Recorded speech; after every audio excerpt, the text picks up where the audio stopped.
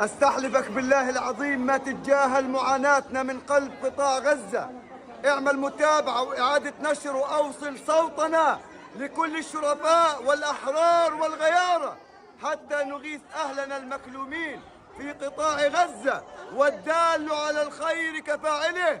جزاكم الله عنا خير الجزاء. اللهم كن لإخواننا المستضعفين في فلسطين، اللهم تول أمرهم، اللهم أطعم جائعهم، اللهم أمن خائفهم، اللهم داو مرضاهم، اللهم عليك بعدوك وعدوهم، اللهم احصهم عددا واقتلهم بددا ولا تغادر منهم أحدا.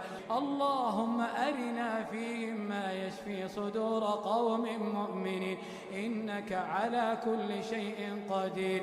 خالف بين قلوبهم، خالف بين قلوبهم. اللهم أرسل عليهم جندا من السماء فإنهم